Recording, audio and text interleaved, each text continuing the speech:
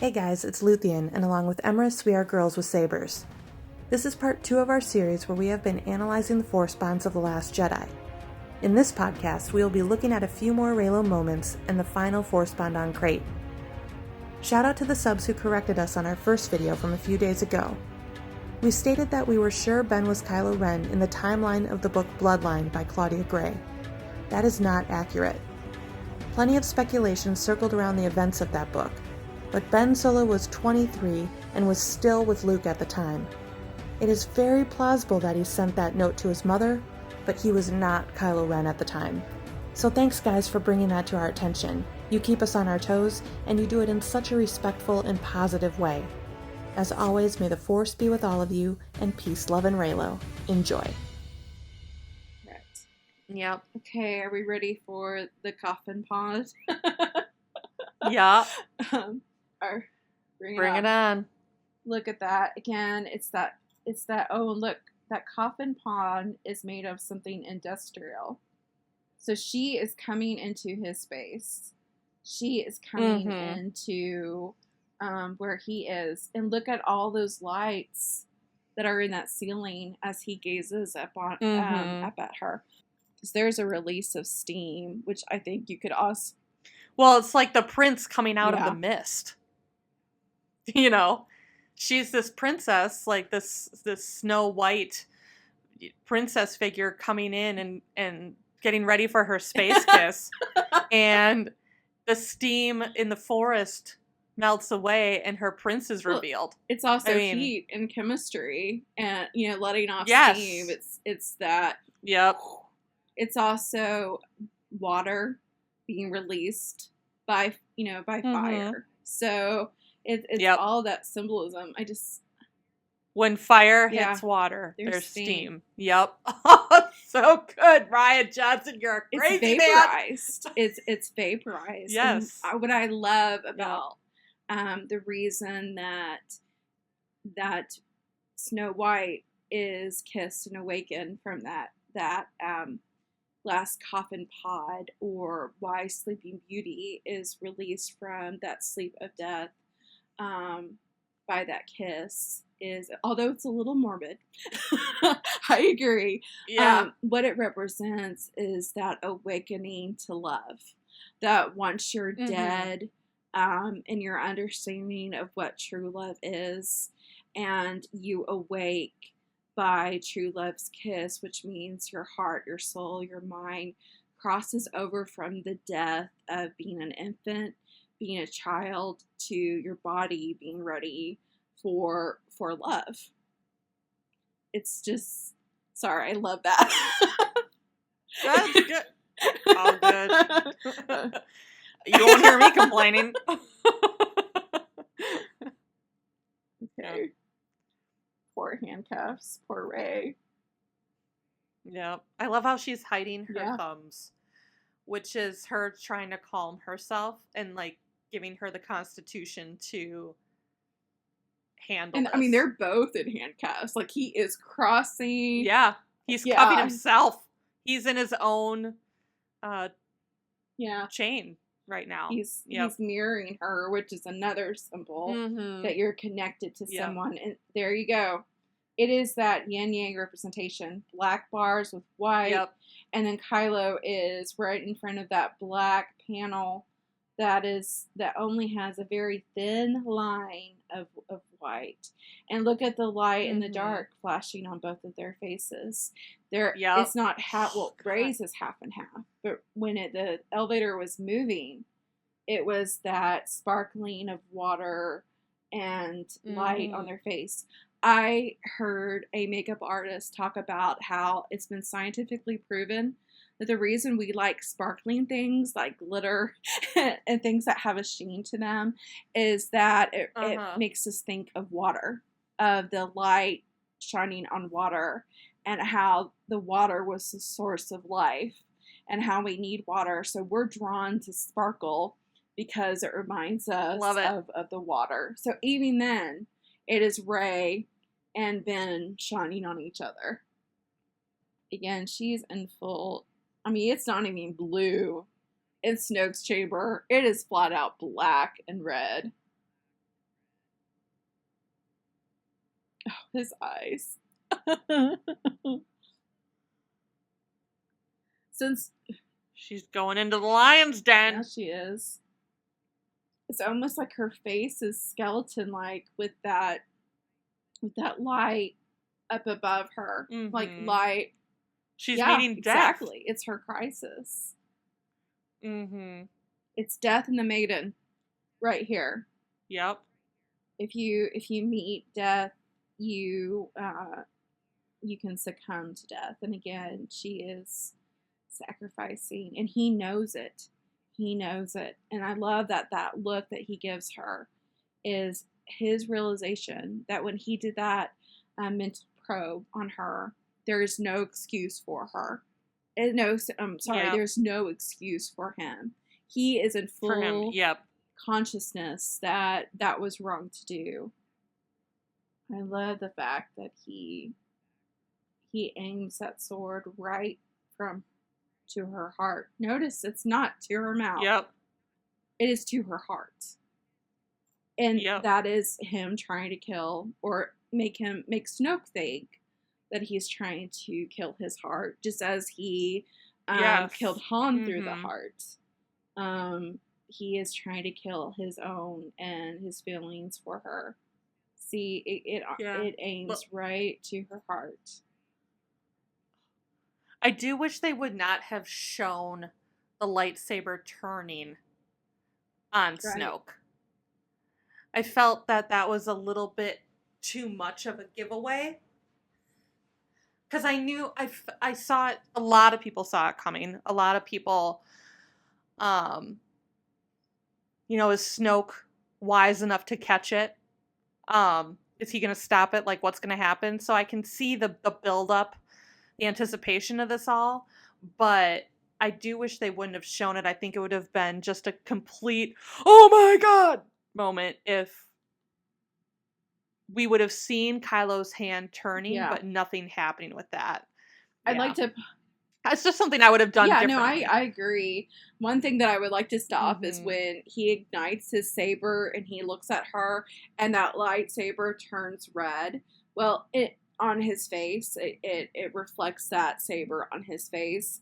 One of the things in color symbolism is you have to look at the context. Right then and there, that was him sacrificing, putting everything on the line for her.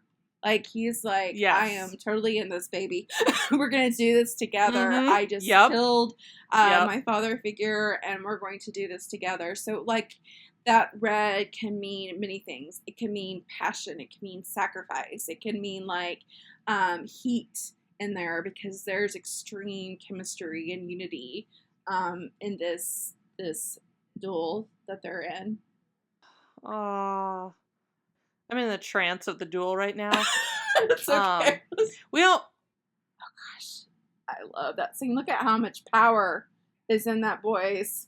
I can't wait to see him frickin' pile drive that Knight of Ren into the ground. That's the most beautiful thing ever. That is the most beautiful thing ever. Good. Look at that. I want to see him at his strongest in this, in Rise of Skywalker. We talked about this in the Phoenix essay, but look how much fire and sparks are going. Yep. I mean, it is going down, and it is going down with the fire of Ben Solo. And as amazing as this was, even with some of the little blurps, as I like to call them, this was a gorgeous scene. It was. Well, it was so emotional. I mean, it may not be perfect duel-wise or choreography-wise, but you have to think of certain things. This is the actors doing this, not stunt doubles. Yes. And this was a one-shot. So Ryan could get very close to them and show the interaction. So just for that reason alone, this is a feat of amazing skill. Well, they shot it multiple times. But it was all them, and even after every time, Ryan's like, do you want the stunt doubles to come in? And they're like, no. I mean, coup freaking does. Yeah, I have to go back. Kudos to them. Have to go back. But at 2:33, when he points at her and he decides to say, hold on. Oh my gosh. This arc that he does with his saber is the most beautiful thing I've ever seen. Look at that. Oh, dude. Seriously, I fell in love with Ben Solo all over again at that arc. The fact that Adam Driver has done all of this under his breath. Yes. Frickin' Daniel Day-Lewis of our Amen, time. sister friend. Oh my gosh. I said that on a Facebook post and I had people come after me. Because Why? they're like, I have a friend in Hollywood, and this is what Hollywood actors say about Adam Driver. He's a really bad actor. And I'm like, what? Whoa. Who is your actor friend?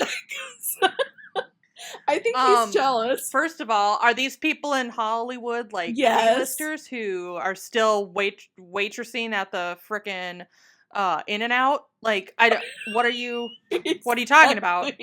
Exactly. This man is a graduate of a bad Juilliard. actor. Of Juilliard. Oh, the Oculus, that eye. There's so much eye symbolism.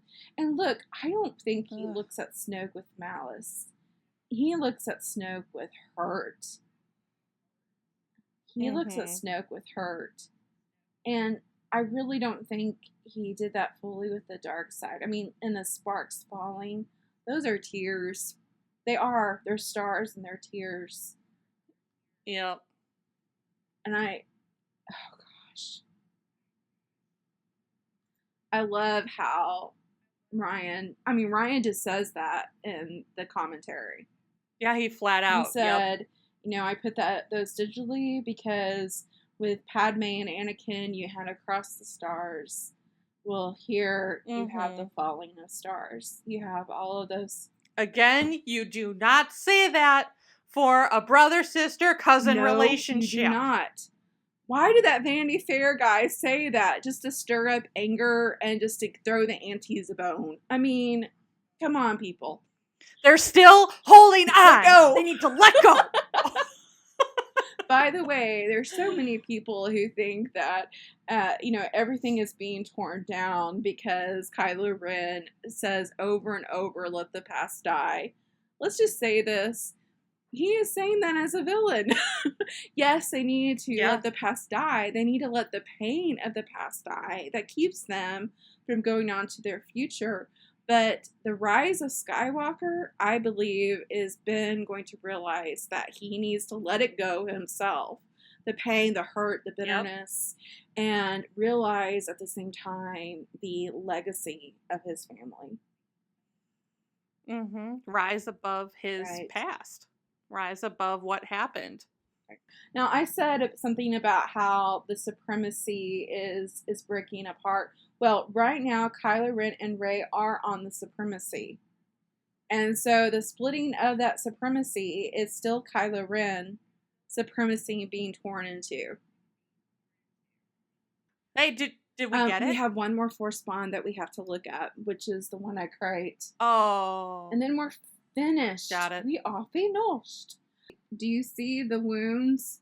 I mean, those are some serious wounds that he's walking through. Gaping wound. And the crosses. And I mean, there's even a crown of candles, a crown of like thorn kind of things. Yep.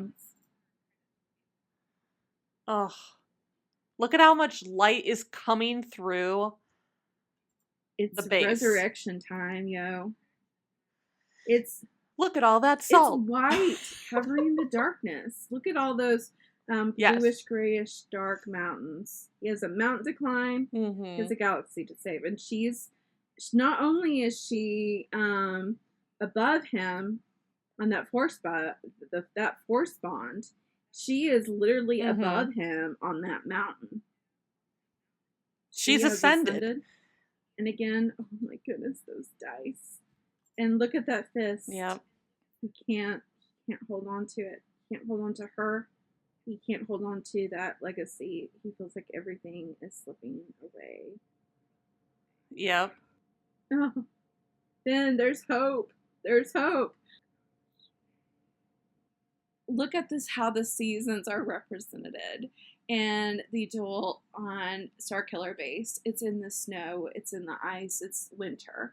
And of course, winter is death. Winter is isolation. Winter is the life is sleeping below the ground. So you have winter.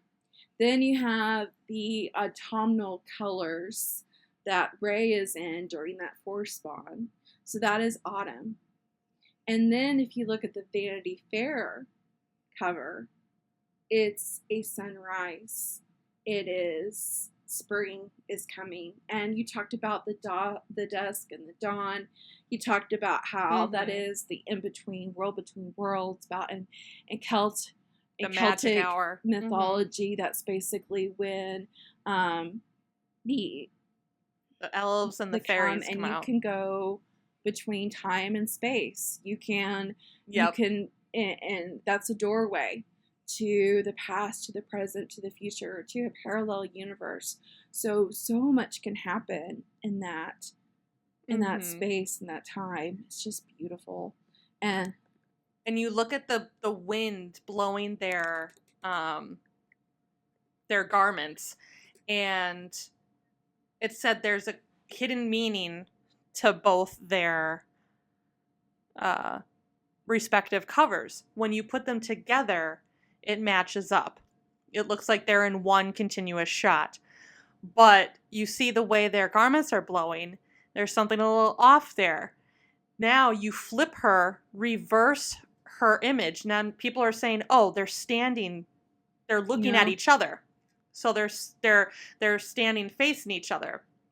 If you reverse her image and you flip it so she is, her back would be to him, they are standing together.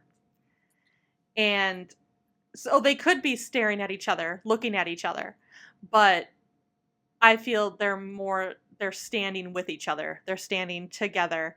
And if you zoom in real close to her eyeball, there's a little heart in there. JJ, you sneaky man. But yeah, it's so beautiful. And just look how romantic that is with their capes, like flowing in rhythm. And I wonder if those hands are hidden because it's both their the left hands. Scene. So it's like they're almost covering their connection from people. They both have hoods. And hoods are another symbol of covering something, keeping it inside yourself. Yep. So I really think they're hiding their connection, their Force spawn. Like we've been saying since the very beginning, they're hiding something. They're concealing it. And I really am convinced that opening shot where Kylo is picking her up is a Force spawn scene because she has a legacy saber. And the stills that they're showing are even in that Vanity Fair cover is she has her staff, not the legacy saber. So really, and, none of them aren't holding their sabers. And she's in front of him.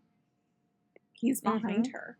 So it's not only that they're in that kind of love, romantic sunrise, sunset background.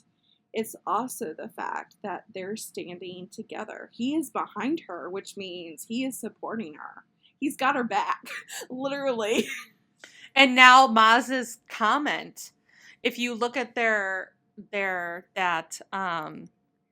Vanity Fair picture without inverting her to be in front of him, she's behind him. So technically Maz's comment to her holds true. The belonging you seek is not behind you, it's ahead. Now you flip it onto him. The belonging he's seeking is not behind him, it is ahead. And hold on to your Reylo hat, friend. Listen to this. Oh my gosh, I died. Dawn suggests the notions of illumination and hope. Hope. The beginning of a new day and thus the chance for happiness and improvement. Sunrise is a symbol of birth and a rebirth of awakening, the coming of light and resurrection. In Beauty and the Beast, the Dawn, the spring maid, is married to a darkness winter frost monster. It's an act of transformation, renewed passion. According to Jung, it is creation, the unconsciousness broadening into consciousness, which brings with it context of metaphysical idealism and the notion of the evolution of human consciousness and its connection through language. It's Beauty and the Beast. Like, you know, I can't handle my feels right now because of this validation. I mean, it's the dawn. It's the dawn. You know how you were talking about the beam of light of Solo coming through, you know, to save everyone, to like. I can't handle again. it.